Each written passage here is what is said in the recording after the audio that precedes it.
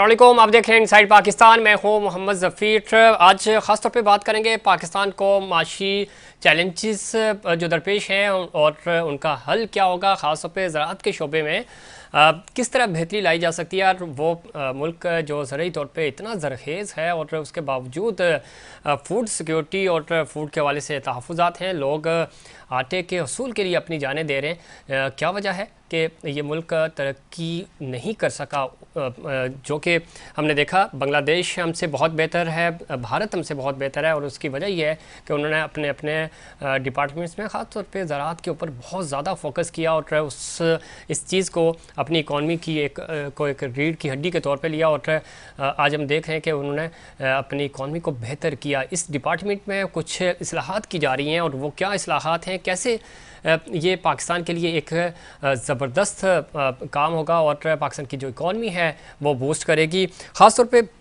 इस वक्त पाकिस्तान में चूँकि वो ज़मीनें जो कि बंजर हैं, उनके ऊपर किसी किस्म की कोई काश्त नहीं हो रही, उसको कैसे ज़रखेज़ बनाया जा सकता है और उसमें पाक फ़ौज का किरदार कितना अहम है, इस वाले से बहुत सारी डेवलपमेंट्स हो रही हैं। और चूँकि ये एक वाहिद इदारा है जो बड़ा ज़बरदस्त मनज़्ज़म है, इंतज़ामी ढांचा बहुत मरबूत और मनज़्ज़म ढांचा है, उसकी जो सर्विसेज हैं वो बहुत आला हैं। तो उनको कैसे यूटिलाइज़ किया जा सकता है और हम अपनी इकॉनमी को कैसे बेहतर बना सकते हैं। ख़ास तौर पे जब हम ज़राअत की बात करते हैं और इस फील्ड की बात करते हैं तो उसमें इसके जो एक्सपर्ट्स हैं वो क्या समझते हैं कि कैसे जदीद टेक्नोलॉजी का इस्तेमाल किया जा सकता है और वो अहदाफ जो हम पिछले कई सालों से नहीं हासिल कर सके और वो डिपार्टमेंट्स जिसमें इस्लाहात नहीं हुई, कैसे इस्लाहात लाकर हम इसको बेहतरी की तरफ ला सकते हैं। ख़ास तौर पे आजकल आपने सुना होगा और इस पर बड़ी तेज़ी से डेवलपमेंट्स भी हो रही हैं कॉरपोरेट फार्मिंग के लिए। इसमें ये है क्या चीज़ और ये कैसे हमारी इकॉनमी को बेहतर करेगी और इसके ऊपर जो हमारे थिंक टैंक्स हैं वो क्या सोच रहे हैं। और बड़ी ज़बरदस्त पॉलिसीज़ भी बनाई जा रही हैं जो कि आने वाले वक्त में आपको नज़र आएंगी और पाकिस्तान आपको तरक्की की तरफ, खुशहाली की तरफ जाता हुआ नज़र आएगा।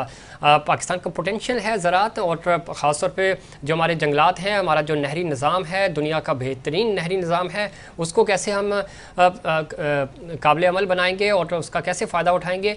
और इस पूरे अमल में जब हम बात करते हैं किसान भाइयों की, तो उनको उनकी जो शिकायत हैं वो कैसे दूर होंगी और उनको सपोर्ट कैसे मिलेगी। और जो हमारी हुकूमतें हैं, चाहे वो सूबाई हुकूमत हो, हुकूमतें हों या वफाकी हुकूमत हो, वो कैसे प्राइवेट पार्टनरशिप के ज़रिए और ख़ास तौर पे पाक फ़ौज की खिदमात को हासिल करते हुए इन तमाम डिपार्टमेंट्स में बेहतरी लाएंगे, इस्लाहात लेकर आएंगे। इन तमाम इश्यूज़ पे बात करेंगे। वो ज़मीनें जो रियासत की ज़मीनें हैं और लेकिन इस वक्त काबिल इस्तेमाल नहीं है, उनको कैसे इस्तेमाल में लाया जा सकता है और उन ज़मीनों से फ़ायदा उठाते हुए एक तो बेरोज़गारी का ख़ात्मा होगा, लोगों को रोज़गार मिलेगा, फूड्स के हवाले से चूँकि उसमें इजाफ़ा होगा और जो फूड सिक्योरिटी है, ज़रा पूरी दुनिया में खुराक जो है एक सबसे बड़ा और बुनियादी रिक्वायरमेंट होती है किसी भी आबादी के लिए, तो उसकी जो किल्लत है उसको भी पूरा किया जा सकेगा। इन तमाम इश्यूज़ पे बात करेंगे आज ख़ास तौर पे कि किस तरह हम इस डिपार्टमेंट में तरक्की कर सकते हैं और किस तरह हमने माजी में तरक्की की। अर्ली 60s में जब हम देखते हैं तो बड़ा ज़बरदस्त हमने इस डिपार्टमेंट्स के अंदर इस्लाहात भी लेकर आए और उसका फ़ायदा भी पाकिस्तान की इकॉनमी को हुआ। आज इन तमाम मौज़ूआत पे बात करेंगे और हमारे साथ जो शख्सियत मौजूद हैं वो ख़ुद किसी तारीफ़ के मोहताज नहीं, बिज़नेस से उनका ताल्लुक़ है, मुमताज़ दानिश्वर हैं। ख़ास तौर पे आप उनको नेशनल और इंटरनेशनल फोरम पे पाकिस्तान की भरपूर नुमाइंदगी करते हुए देखते हैं। और जब हम इकॉनमी की बात करते हैं, ख़ास तौर पे ज़रूरी इस्लाहात की बात करते हैं, ज़रूरी अमूर की बात करते हैं, उसके ऊपर कैपिटल मार्केट की जब हम बात करते हैं उसके ऊपर आप उनके तज्ज़िये और तबसरे सुनते भी हैं। हमारे साथ स्टूडियो में तशरीफ़ रखते हैं जनाब नासिर अली शाह बुहारी साहब, माहिर हैं ज़रूरी अमूर के और जिस तरह मैंने आपको बताया कि इंटरनेशनल फोरम पे भी भरपूर पाकिस्तान की नुमाइंदगी करते हैं। खुश आमदीद कहते हैं शाह साहब आपको स्टूडियो में। शाह साहब, सबसे पहले ज़ाहिर डिस्कस करते हैं, पूरा मीडिया इस पर बात कर रहा है और न सिर्फ मीडिया बल्कि पूरी दुनिया में ही बात हो रही है पाकिस्तान की इकॉनमी को लेकर। हम तनकीद बहुत ज़्यादा करते हैं, हल नहीं बताते, चीज़ें बहुत पस पर्दा ज़ाहिर पॉलिसी मेकर्स जो होते हैं, थिंक टैंक है, रियासत है, तो वो चीज़ें बेहतरी की तरफ ले जा रही होती है इन हालात के अंदर। ख़ास तौर पे ये एक कॉन्सेप्ट आया है कॉर्पोरेट फार्मिंग का, ये बुनियादी तौर पे है क्या, हमारे नाज़रीन को बताएं और किस तरह ये एक एक बूस्टर साबित होगा हमारी इस इकॉनमी के लिए?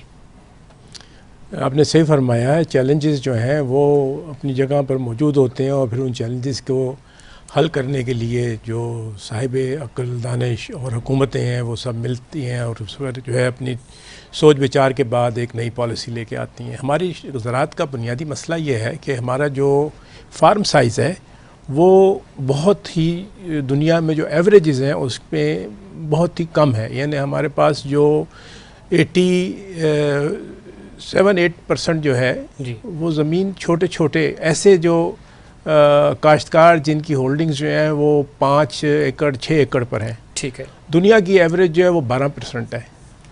और जब इस हद तक हमारे पास छोटे छोटे फार्म होंगे तो जो जदीद टेक्नोलॉजी का हसूल होगा फार्मर्स के लिए वो यकीनन एक बहुत बड़ा मसला बन जाता है। वो अफोर्ड ही नहीं कर सकते, उनके इकोनॉमिक मीन्स ही नहीं होते। और दूसरा जो कर्ज़े उनको जो है वो उस सहूलत से नहीं मिल सकते जो कि मिलने चाहिए। और ये एक मसला जो है ये हमेशा से, यानी जब से आप मेरी होश से मैं देख रहा हूँ कि हमेशा फार्मर यही शिकायत करता है जी हमें कर्ज़े नहीं मिलते और उसकी कैपेसिटी नहीं कि वो अपने तौर पर जो है वो ज़रूरी आलात ख़रीद सके, ट्रैक्टर ख़रीद सके और फिर सबसे अहम बात यह है कि अच्छा बीज जो है वो इस्तेमाल कर सके। ठीक। तो इसको मद्देनज़र रखते हुए एक जो सोच की अब ज़रूरत बढ़ती चली जा रही है वो ये है कि मुल्क में जो एक इकोनॉमिक साइज़ ऑफ फार्मिंग जो है उसको हम कैसे ला सकते हैं। ठीक। आपने देखा होगा कि जो डेयरी फार्म्स में जी पाकिस्तान में कॉरपोरेट सेक्टर ने नेस्ले और जो एग्रो फूड है और इसी तरह से और जो दूध के इदारे बने हैं उनके आने के बाद बड़े बड़े फार्म्स 7,000, 8,000, 10,000 ऑस्ट्रेलियन नस्ल की गायें जो हैं उनको इंट्रोड्यूस किया गया है, जिससे कि दूध की पैदावार जो है वो मुल्क में एक जो कहना चाहिए कि सिस्टम के तहत, क्वालिटी के तहत जो है वो मिलनी शुरू हो गई है। अब जो फार्मर है वो तो जो कुछ दूध पैदा करता है अपनी जगह पर, लेकिन ये जो बड़ी कंपनियां हैं इनके कलेक्शन सेंटर्स जो हैं वो बड़े बड़े फार्म्स के साथ ज़्यादा अटैच्ड हैं। और ये सब प्राइवेट सेक्टर के लोग हैं जिन्होंने ये फार्म शुरू किए, 10-10 बिलियन 15-15 बिलियन रुपीस की इन्वेस्टमेंट की और आज उनकी प्रोडक्शन जो है ऐसे भी हैं जहाँ पर रोज़ का 100 टन दूध जो है उसकी पैदावार हो रही है। तो अगर वो दूध की पैदावार के सिलसिले में कॉरपोरेट सेक्टर ये किरदार अदा कर सकता है तो क्यों नहीं उसको वो मौका दिया जाए कि वो ज़राअत में ख़ुद कफ़ालत की तरफ भी अपना रोल प्ले करे। और उसके लिए जो बुनियादी ज़रूरत है वो ज़मीन की है। ठीक है। और मुल्क में करीबन आप ये समझें कि 80 मिलियन ज़मीन एकड़ ऐसी है जो कि इस वक्त काश्त नहीं की जा रही और उसको काश्त कर लेने से आपको फौरी तौर पर जो है वो बूस्ट मिल सकता है। ठीक है। बहुत सारे इलाके जो हैं वो बिल्कुल बंजर हैं और उनके बंजर होने की वजह यह है कि उसमें इन्वेस्टमेंट्स नहीं आ रही। वरना आप देखें कि चीन जैसे मुल्क में पूरा का पूरा सहरा जो है उसको उन्होंने ग्रीन कर दिया है। जी बिल्कुल। और उसमें जो चीन में पीपल्स लिबरेशन आर्मी है उसका किरदार जो है वो बहुत ही इम्पोर्टेंट किरदार रहा है कि उन्होंने उसको जो है लीड किया है और उससे उनके जो फूड की किल्लत थी, आप ये अंदाज़ा कर सकते हैं कि चीन जो है वो सबसे ज़्यादा फूड सिक्योरिटी का उसको इशू है। लेकिन उन्होंने अपने आप को फूड में जो है ख़ुद कफ़ील किया। ठीक। और उसमें उनकी फ़ौज का जो है बहुत बड़ा किरदार। इस तरह और भी कई ममालिक हैं जिनके पास इस किस्म के चैलेंजेस थे, उन्होंने उन चैलेंजेस को जो क्योंकि इंडस्ट्री के लिए और दूसरे जो ऐसे शोबे हैं जिसमें आपको एक्सपोर्ट बढ़ाने के लिए जो है बहुत कुछ सरमाया लगाना पड़ेगा और उस सरमाए के बाद फिर आपको ये भी है कि उसका रिज़ल्ट आने में टाइम लगता है। शाह साहब, जो आप चीज़ बता रहे हैं जिस तरह हमारे नाज़रीन के लिए ख़ास तौर पे, यानी आप ये कह रहे हैं कि इस माशी जो बहरान एक हमें नज़र आ रहा है इसके अंदर यानी टेबल के ऊपर हमारे पास ऑप्शंस मौजूद हैं। ऐसा नहीं है कि पाकिस्तान के पास कोई ऑप्शन ही नहीं है कि हम तरक्की कैसे करेंगे, ज़राअत के शोबे में हम आगे कैसे बढ़ेंगे या दीगर शोबा जात में ऑप्शंस हमारे पास हैं, उनको यूटिलाइज़ करना है। जिस तरह आपने चीन की बात की, उनकी फोर्सेस की बात की, हमारे पास भी बेहतरीन फ़ौज मौजूद है, हम उनका यूटिलाइज़ कर सकते हैं। और जो आप बात कर रहे हैं, आप खुद ज़ाहिर है आपका ट्रेड कैपिटल से ताल्लुक़ है, इन्वेस्टर तो ट्रस्ट मांगता है ना, तो आप किस पे ट्रस्ट करें? यानी एक ऐसा इदारा तो आपके दरमियान होना चाहिए कि जो जिसके ऊपर आप ट्रस्ट करें और आपको श्योरिटी हो कि अगले 20 साल आपकी ज़मीन कहीं नहीं जा रही, अगले 30 साल तक आपके पास ये ज़मीन है, आप इसके ऊपर मेहनत करेंगे और ज़रा उसका इनपुट अल्टीमेटली पाकिस्तान को मिलेगा। देखिए हमारे पास एक उसकी बड़ी अच्छी मिसाल, जिंदा मिसाल जो है मिस मैनेजमेंट ऑफ अपॉर्चुनिटी जी, वो ये है कि चंद बरस पहले एक साउथ पंजाब फॉरेस्ट कंपनी ने जो है कोई 75,000 एकड़ ज़मीन जी, वो इसी तरह जो है फॉरेस्ट्री के लिए देने की कोशिश की थी, 500 एकड़, 1,000 एकड़, 2,000 एकड़, और उसका मकसद यही था कि कॉरपोरेट सेक्टर के लोगों को, प्राइवेट सेक्टर के लोगों को इनवाइट किया जाए, और बहुत ही अच्छा ट्रांसपेरेंट तरीके से ये जो है पूरा प्रोसेस हुआ। जब तब्दीली हुई मामलात की सियासी तौर पर, तो ये कंपनी जो थी ये फौरी तौर पर सबसे पहले उन कंपनियों में जो अताब में आई उनमें ये कंपनी भी शामिल थी। हालांकि मैं ये समझता हूँ कि उनका पूरा प्रोसेस जो था वो इंतहाई ट्रांसपेरेंट था, कुछ नहीं मिला उसमें, लेकिन ये है कि वो अपॉर्चुनिटी जो है वो लॉस हो गई। तो अब जो ख़ासतौर पर पंजाब में जो ब्यूरोक्रेसी है उसने बहुत सफ़र किया, और उनको सबको जो है कोई नैब में, किसी को जो है वो एंटी करप्शन में जाके हाज़िरियाँ भरनी पड़ी। तो अब वो कोई तैयार नहीं कि कोई किसी किस्म का काम जो है वो दोबारा इनिशिएटिव ले। तो उनकी रिक्वायरमेंट ये है कि कोई ऐसा इदारा जो उनको हैंड होल्डिंग कर सके और उनके साथ उस प्रोसेस को जो है ट्रांसपेरेंट तरीके से सके, और ये कि जिसमें सब लोगों को खुलेआम दावत हो कि वो शामिल हो सकते हों, बाकायदा वो जो आपकी रेगुलेशंस हैं पेपरा की उनको फॉलो करते हुए लोगों को ज़मीन जो है वो 30 बरस के लिए एलोकेट हो सके। तो इस प्लान को और इस प्रोग्राम के ऊपर जो है इनिशिएटिव्स देने के लिए ये ऐसे सिर्फ कह लेने से तो नहीं होगा ना, इसके लिए पूरा एक निज़ाम बनाना पड़ेगा। बिल्कुल सही है। अच्छा, निज़ाम बनाया जा रहा है। जिस तरह आपने कहा, अभी हमने देखा हालिया दिनों पंजाब में 45,000 एकड़ से ज़्यादा ज़मीन कॉर्पोरेट फार्मिंग के लिए पाक फ़ौज के हवाले की गई, और जो आप कॉन्सेप्ट बता रहे हैं इसी तरह कि वो मिलकर इसके ऊपर प्राइवेट सेक्टर के साथ और हुकूमत के साथ यानी ब्रिज का किरदार अदा कर रही है फ़ौज, ताकि वो जो ट्रस्ट आप कह रहे हैं ना, तो वो ट्रस्ट कायम रहे और लोगों को 30 साल के लिए ज़मीन मिली है, उसका वो भरपूर फ़ायदा भी उठा सकें, ख़ुद भी प्रॉफिट लें और पाकिस्तान के अवाम के लिए भी ज़्यादा। इसमें थोड़ी आपकी भी गलतफहमी है, मैं उसकी थोड़ी सी करेक्शन कर दूँ। ये ज़मीन फ़ौज के हवाले नहीं की गई है, ये एक जॉइंट वेंचर मैनेजमेंट का मुआहदा किया गया है जिसमें एक बोर्ड बनाया गया है।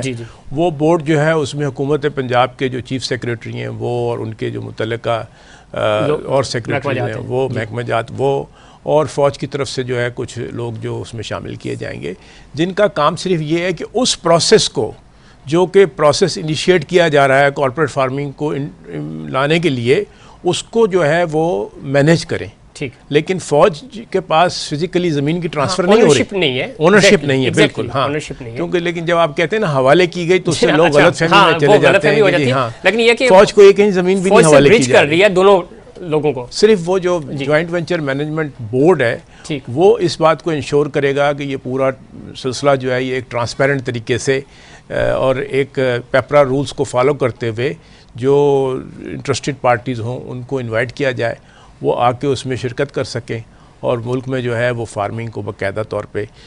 मैं समझता हूँ कि ख़ुद पाकिस्तान में इस वक्त एक बहुत बड़ा जो रिवाइवल है एग्रीटेक का, वो शुरू हो गया है, और मैं देखता हूँ कि बहुत सारे नौजवान जो हैं उन्होंने बहुत इनिशिएटिव्स लिए हैं यहाँ पर। अब ऐसा निज़ाम भी आ गया है कि आप सैटेलाइट के ज़रिए ज़मीन की जो नामियाती सिचुएशन है, हालात हैं ज़मीन के, उनको आप मालूम कर सकें कि ये ज़मीन काबिल काश्त है, इसके अंदर क्या क्या मटेरियल्स की जो है कार्बन मटेरियल्स की कमी है, या इसमें फास्फोरस की कमी है, या इसमें नाइट्रोजन की कमी है। ये आप बाकायदा सैटेलाइट से जो है लोग इसको कर रहे हैं, और ये नौजवान है पाकिस्तान के जिन्होंने ये फैसिलिटीज़, ये सर्विसेज देनी शुरू की हुई हैं। ख़ुद मैं भी उनकी सर्विसेज को इस्तेमाल करता हूँ, और एक नहीं कई कंपनियां जो हैं इस मामले पे आ गई हैं जो ये सहूलतें दे सकें। फिर जो इसी तरह से फर्टिलाइज़र्स की जो है एक चीज़, वो बायो फर्टिलाइज़र्स में ख़ास तौर पे एक रेवोल्यूशन इन मेकिंग है। पहले तो सिर्फ सरकारी इदारे जो हैं वो काम करते थे फर्टिलाइज़र्स में, निगबी है, नियाब है, NARC ने कुछ अपने तौर पर जो है पौधों की डेवलपमेंट के लिए काम किया है।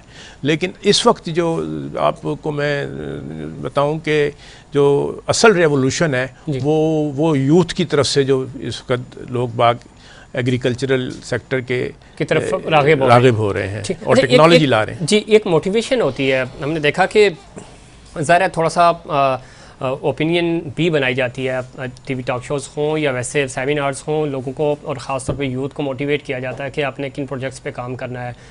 स्कोप की बार बार बात हम करते हैं, तो आप नहीं समझते कि इसके ऊपर भी थोड़ा सा और ज़्यादा काम करने की ज़रूरत है? लोगों को अवेयरनेस दी जाए कि ये ऐसा सेक्टर है जो कि कराची में हम बहुत सारे लोगों के साथ मैं पर्सनली उनको जानता हूँ कि उन्होंने इस चीज़ को समझा कि अगर आप लाइफ स्टॉक की तरफ जाएंगे तो बड़ा अच्छा मार्जिन है, इसमें प्रॉफिट भी है और आपको करनी है। तो ये चीज़ हमें गांव देहात में तो नज़र आती थी कि एक गांव का किसान जो है वो तो करता था, लेकिन कराची का एक बिज़नेस ज़बरदस्त कॉर्पोरेट का बिजनेसमैन वो कभी फार्मिंग की तरफ नहीं जाता था। तो ये कॉन्सेप्ट भी थोड़ा डेवलप हो रहा है, आप अग्री करेंगे इस चीज़ से? जी देखिए ना, इन्वेस्टर जो है वो तो अपॉर्चुनिटी की तलाश में रहता है और ये एक ऐसी है सेक्टर जिसमें कि 6 महीने में आपको रिजल्ट आना शुरू हो जाता है। जी बिल्कुल। और कौन सा ऐसा बिज़नेस है जिसमें आपको 6 महीने में जो है मुकम्मल तौर पर ये नज़र आ जाए कि हाँ ये आज मेरी क्रॉप जो है ये डेवलप हो गई, या जो आपका बहुत सारे लोग जो हैं वो एनिमल फैटनिंग, अब ईद आएगी बकरा ईद की, तो आप देखिए कि बेशुमार कराची के बच्चे जो हैं नौजवान, कोई 50 जानवर ले रहा है, कोई 20 जानवर ले रहा है, कोई 10 जानवर ले रहा है कि जी मैं इसको ईद के ऊपर बेचूंगा। ये एक बिल्कुल नया ट्रेंड है। और अच्छी बात ये मैं अगेन ये करूँ कि ये शहरों में हम देख रहे हैं, गांव देहात में तो है ही ऑलरेडी, वहाँ पे लोग जा रहे हैं इस चीज़ का सहारा लेते हैं। जी।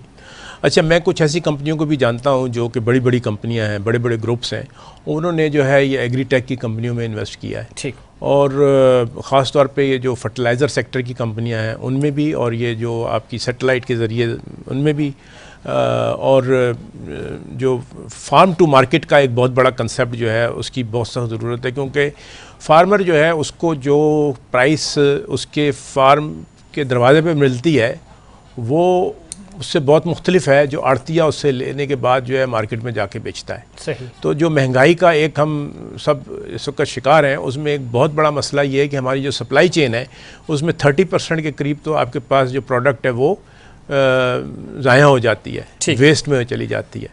और अगर वो सप्लाई चेन हमारी मौजूद है और हम उस वेस्ट को बचा सकें तो मार्केट में हमारे पास प्रोडक्ट्स की अवेलेबिलिटी जो है ग़ज़ाई अजनास की वो इम्प्रूव हो जाएगी। इस पे आगे चल के हम बात भी करेंगे कि ये जो कम्युनिकेशन गैप भी आता है, फिर हमारी ट्रांसपोर्टेशन और ये जो हमारे पास सिस्टम है इस पूरी खुराक को अपने शहरों तक पहुँचाने में, इसके हवाले से क्या इकदाम किए जा रहे हैं। एक चीज़ और, चूँकि पॉलिसी मेकिंग की आपने बात की और वो पॉलिसीज़ जिस तरह आपने शुरू में रेफरेंस भी दिया पंजाब में जंगलात के हवाले से भी, क्या वजह है कि हम हुकूमत आती है तो हमारी पॉलिसी भी ख़त्म हो जाती है। पिछली हुकूमत की जो पॉलिसीज़ होती हैं वो हम क्यों एक यूनिफॉर्म पॉलिसी नहीं बना पाते कि ठीक है हुकूमत किसी की भी आए, एटलीस्ट जो हमारी नेशनल पॉलिसी है, चाहे वो फूड की हो, चाहे वो हमारी ज़राअत की हो, किसी भी चीज़ की हो, तो वो मुतासिर नहीं होनी चाहिए, उसको आप ऐसे ही कैरी फॉरवर्ड करें। बाकी चीज़ें ठीक है, पॉलिटिकली आप डिसीजन लें, एडमिनिस्ट्रेशन आप चेंज कर रहे हैं तो वो ज़रा आपका राइट है। जी देखें, पाकिस्तान में जो इनिशिएटिव लिया गया था ना एग्रीकल्चर का, जी 60s में, वो सबसे इम्पोर्टेंट इनिशिएटिव जो था वो PARC का था, पाकिस्तान एग्रीकल्चर रिसर्च काउंसिल जी। और उसके नीचे और बहुत सारे इदारे थे, बहुत अच्छे अच्छे लोग दुनिया भर से जो पाकिस्तानी तलबा वहाँ जाके पढ़ के आए थे, अमेरिका से ख़ास तौर पे, यूरोप से, वो यहाँ वापस आए और इन इदारों से मुंसलिक हुए और उन्होंने प्रोडक्शन जो है वो बढ़ाई। अब हमारी जो पॉपुलेशन है आज अगर 22, 30, 25 करोड़ को हम टच करने जा रहे हैं, तो इसका मतलब ये है कि ये इस पॉपुलेशन के लिए खुराक अब तक जो है उसका हसूल मुमकिन हो सका। तो ये चीज़ एक समझने की थी कि वो एक जो उनका तजुर्बा था ठीक, वो कहीं आके रुक गया है। अब वो उस किस्म के इनिशिएटिव्स जो हैं वो रिज़ल्ट नहीं दे रहे। ठीक है। और एक तो मैंने आपको बताया कि साइज़ नहीं है हमारे फार्मर की होल्डिंग्स का कि वो इन्वेस्ट कर सके, और दूसरा इन इदारों के अंदर भी जो है एक इन्हतात हुआ है, पॉलिसी का भी उसमें है अमल, और ये कि अब लोग भी जो है वो भी मौजूद नहीं है। इसमें यह है कि इन्वेस्टर को भी मोटिवेट करना होगा कि वो कैसे इस तरफ राग़िब हो सके, और इसके ऊपर ख़ास तौर पे यूथ हमेशा, ज़ाहिर है पाकिस्तान की 64% कुल आबादी का यूथ हैं और वो स्ट्रेंथ है पाकिस्तान की, और उनको कैसे यूटिलाइज़ किया जा सकता है। एकेडमिया की भी हम बात करेंगे, और ख़ास तौर पर जो मौसमियाती तब्दीलियाँ आ रही हैं वो कितना इम्पैक्ट डालेंगी और उससे हमें क्या फ़ायदा उठा सकते हैं। कहते हैं कि हर जहाँ तबाहकारियाँ होती हैं वहाँ पे कुछ अपॉर्चुनिटीज़ भी होती हैं आपके लिए, तो हम उनको कैसे कैश कर सकते हैं, क्या फ़ायदा उठा सकते हैं हम, और ख़ास तौर पे जो हमारी एकेडमिया है उससे हम कैसे फ़ायदा उठा सकते हैं, इस पर बात करेंगे। लेकिन उससे पहले कमर्शियल ब्रेक।